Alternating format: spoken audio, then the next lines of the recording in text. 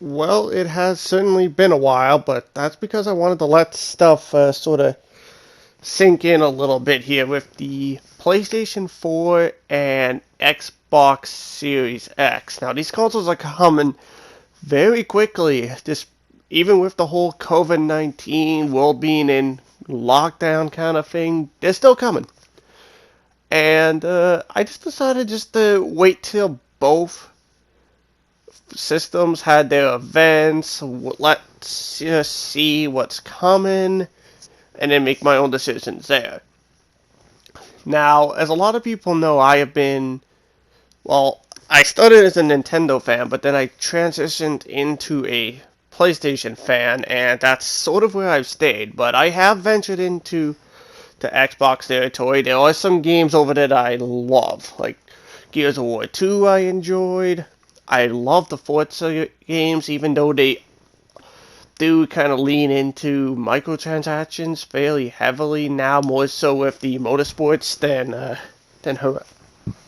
than the Horizon games. And I do still play Nintendo stuff, but I don't really cover it here because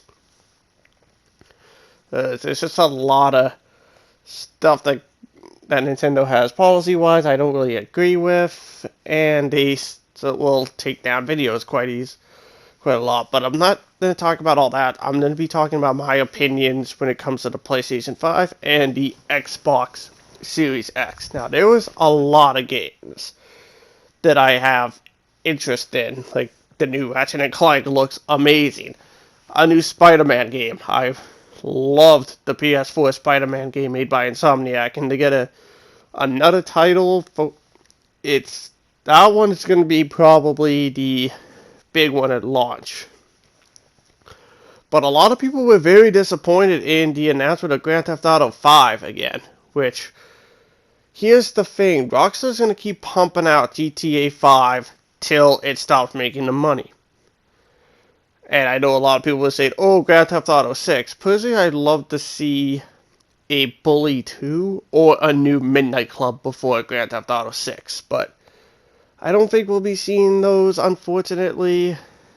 But, hey, let's just wait and see, because we could be surprised. And then on the Xbox side, which is the most recent one, you had a lot of titles that looked really good. The Medium looked good. Grounded, in my opinion, has my interest, and there's people playing it already. Then, of course, Halo Infinite, which didn't look all that impressive to me. But I've never really been a big fan of Halo. I like the multiplayer, but the single player has been kind of lacking to me. So, then again, the only Halo game I actually finished the campaigns for, let's see, the only one I finished the campaign for was number 4. I haven't even played 5 Guardians. I was also surprised at no announcement of a new Gears of War title.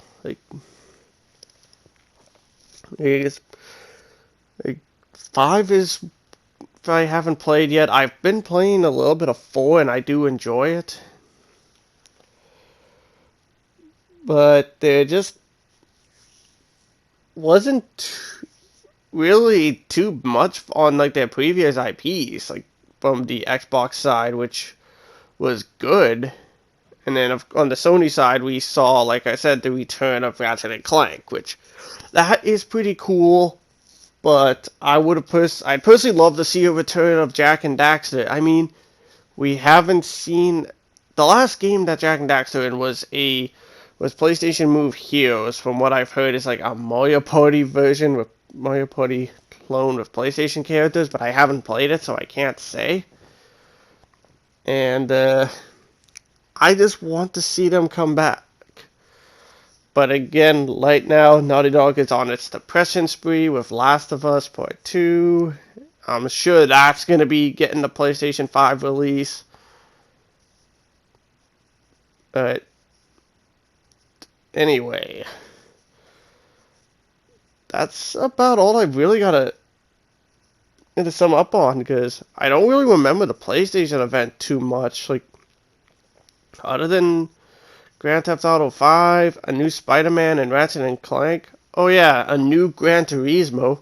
That's pretty cool. Like, the Gran Turismo games have been really solid. We only got Gran Turismo Sport on the PlayStation 4, which I was surprised about. But then again, we had Drive Club being heavily promoted, so I think releasing Drive Club and Gran Turismo kind of close to each other wouldn't have been the greatest.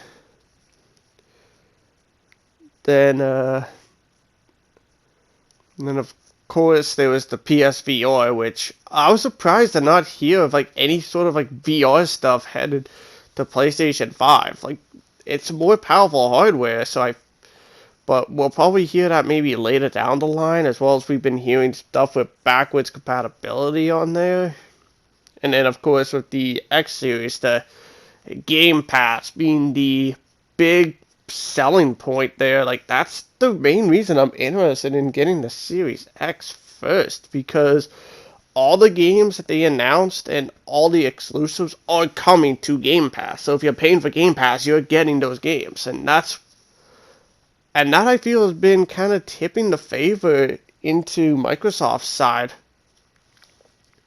because PlayStation Now is not that great. Like, there is some PS4 titles in there, but it's mostly early stuff. Like, they had Horizon, God of War, but those have been taken out.